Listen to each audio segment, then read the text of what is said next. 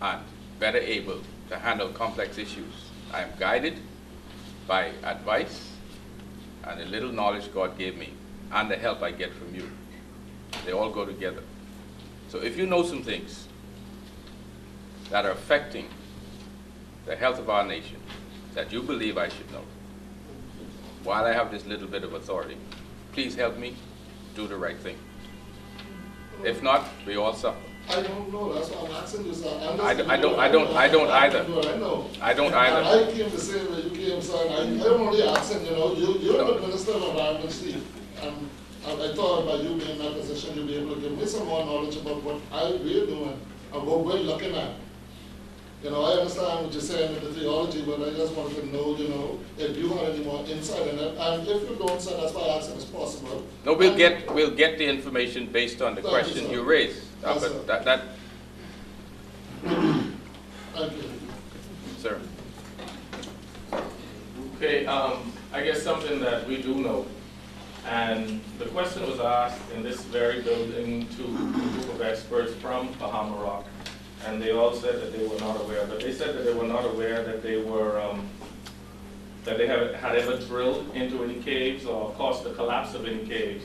And one of the problems we discovered was that the drilling and blasting and the vibrating is causing those caves to collapse. When those caves collapse, it stops the free flow of water underneath. When that happens, the water isn't able to flow through its natural conduits, and as a result, the water comes over. Now, if something like that was not addressed in their environmental impact assessment study, I would just want you to make a note of that so that it could be something that you will look out for when the Bahama Port Authority and when the government does their study, so that we can have answers on that. One thing, with respect to that very subject, one thing was definitely told to me was that the team we have on retainer at Black and Beach, they had already indicated that they would need to hire an expert in blasting and seismographic analysis to look into that very issue so that they can make a judgment as to the extent to which, because the hairline fractures in the homes, the vibration in the homes was a huge social factor coming forward, and they want to be certain that the monitoring stations they have surrounding the blasting are adequate to address the concerns. Thank you. Sir. The gentleman who just spoke had a very interesting observation and brought up several things that I wish to ask. I wish to make a statement on something and also ask a question. I am aware of the hairline fracture that's affecting the island of Bahama. And it is true that such a study would give much more definitive and maybe a projection of what continuous activities like this would cause in this island of Bahama. My first question is, you made also a statement that the gentlemen of the same genetic code as you are, meaning that this is our Bahamas and we should look out for it. My question is there an entity, an environmental company, a Bahamian environmental company, who has all of our interests at heart, who either the government would hire or whether who would look at the environmental impact statement of all those individuals who are pursuing industrial action in our country, who would look at it critically and say to the government, these are some of the issues that you need to look at. A seismic study based in this direction would help, or runoff of chemical environment to the ocean would have this kind of impact.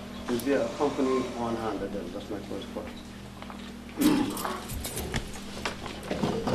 We have a number of companies that can do that, meaning describe what issues need to be addressed. Bahamian companies. We have a number of Bahamian scientists and engineers who can give you a profile of issues that you would need to investigate.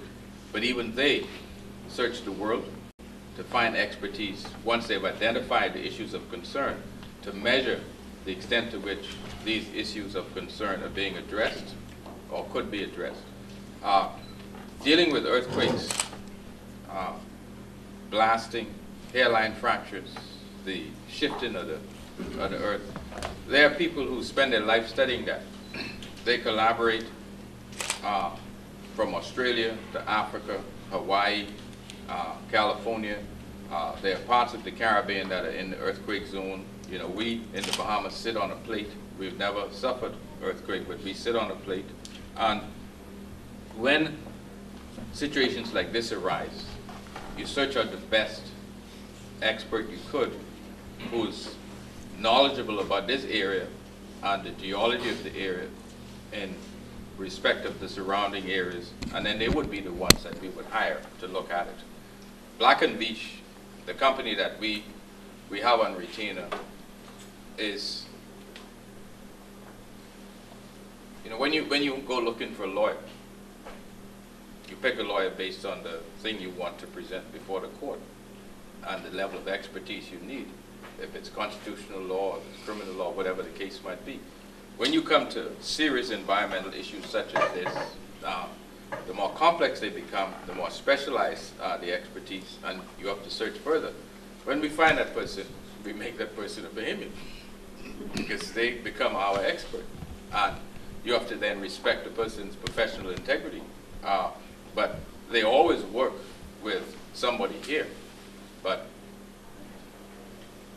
you know, at the risk of saying the wrong thing, if people want to mess around with you and do nonsense, and you don't have the knowledge to know and evaluate, they could.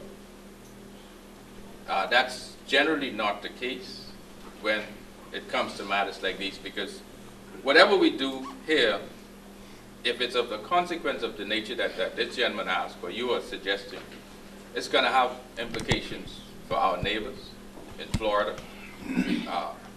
The Bahamas, the Great Bahama Bank, you know, is shared with Cuba, and very quickly it becomes next to Jamaica. So this ripple effect reaches very far.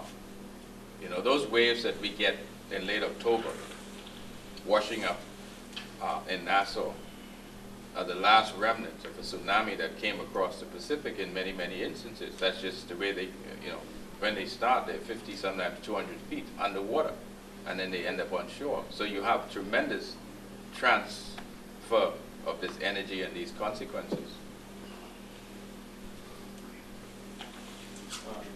Sir? One more. I'm not finished. Well, is there an entity or an individual who is currently investigating this hairline fracture on this island? I don't know of anyone investigating the hairline fracture. Certainly as a result of this matter coming up tonight, somebody's going to be inquiring about it on Monday. One more final one is,